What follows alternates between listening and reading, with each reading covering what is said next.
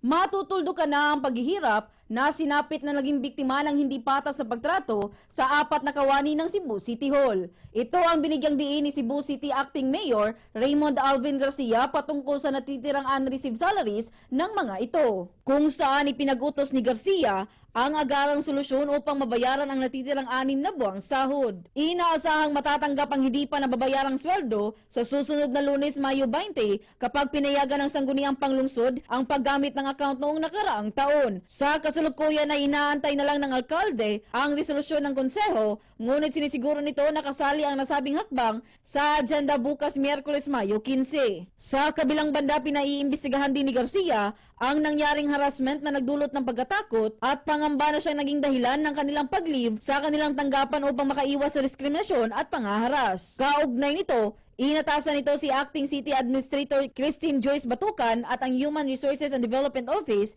o HRDO na magsagawa ng investigasyon. Well, nagbigay na ako ng order kaninang umaga and I instructed already the city administrator newly appointed to make sure that the salaries of yung 4 na empleyado composing of 6 months will be given at the latest Monday of next week or at the earliest Friday of this week. Ating napakinggan si Raymond Alvin Garcia, ang Cebu City Acting Mayor. Mula rito sa lungsod at lawigan ng Cebu, Bombo Jonah Cañete para sa #1 and most trusted radio network in the country, Bombo Radio Philippines. Basta Radio, Bombo!